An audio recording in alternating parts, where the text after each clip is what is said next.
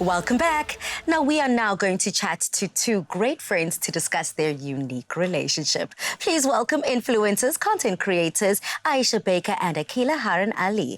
Welcome to the show, ladies. Hello. Yeah. It's so incredible. Well, Aisha, welcome back to the show. And Aqeelah, it's so lovely to have you join us. Now, ladies, before we kick off, I just want to say a celebration and a nod to Eid that you have both experienced and been able to celebrate a few days ago. Thank you. And when it comes to your friendship, how long have you guys been friends for and when did you meet? I always get this one wrong, so Aqeelah has to take it.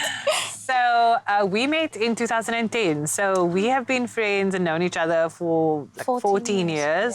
Yeah. So we met through a mutual friend at an event, and then I used to have this little vintage brand back in the day, and I needed a model, and this one was stunning on the internet, like slaying some looks before that was even a thing, and I needed someone, and she stepped up, and she killed it, obviously, and we just became friends after that. You guys were both pioneering the space with blogging and being content creators and just not only selling lifestyle, but the real, authentic you. And you've been able to build individually such incredible brands. Now, how has that then changed the dynamic of your friendship? Because I know someone like me who's an actress, social media person, and also a TV presenter, they say you cannot have a friend, call them a friend, in the same industry because you actually after the same bag at the end of the day. So how has that dynamic That's actually a really great question. So initially when we had started, we was just so passionate about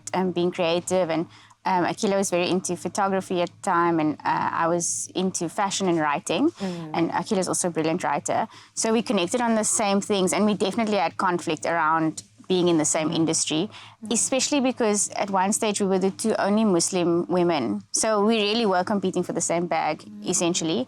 And then I think we worked through that, and we had time apart as friends, which I think we'll get into.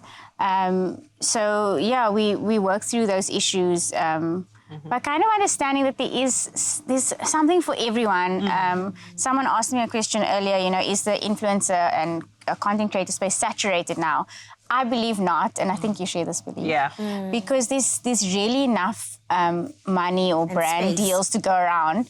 And we're really unique. We have different audiences, even though we are so similar. There are different people who follow us for different reasons. Our point of view and our voice is different. So, but we have definitely had conflict around that for sure. You're both married women, you have kids, but you need to make time for each other. I'm sure play dates must be crazy. Very fun. Yeah, so basically, well, in terms of our friendship, so we were in a place a couple of years ago where we were not fighting, but we were just very focused on our own lives. We were very much cool.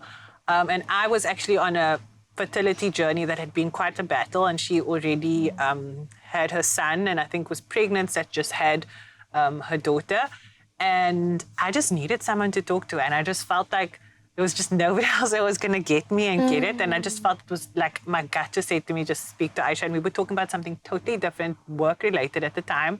And I just said, I need to talk to you. Like it's 2011, I need to talk to you. I need to tell you this thing. I'm pregnant. And I promise you, since I told her that, like our friendship just like blossomed like on a whole other level. And she was there for me, like crazy. Like I will never forget. I'm actually trying not to get emotional. That was really sweet. I'm getting the way that she just like stepped up for me on another level, because once you're in that space, like pregnancy and everything, it can feel very isolating. Young girls, boys are going through this. Young friendships in the midst of social media. What advice would you give those young twosome groups? Short answers. What advice would you give them? Oh, that's a tricky question. I actually know the answer. Oh, you do? Okay, go I for do. In short, it's not real.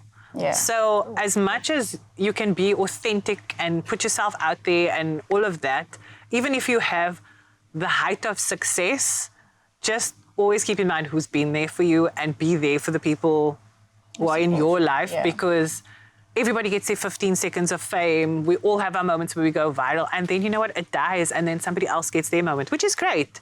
But it's really important not to let that get to your head, and it's actually more important to have people who keep you grounded. Obviously, within reason, if they are toxic, it might not work out as well for you. But if you've got a real one, hold on to them. Well, people are in your life for a different reason and a different season. And it's so lovely to see that the season and the reason when it comes to you two is still going strong. Thank you so much for joining us. Thank you for having us. What more can one ask for in a friend, Mzansi? Aisha Baker and Aqeelah Harron-Ally are living testaments to the fact that support and respect are beacons of long-lasting success in any friendship.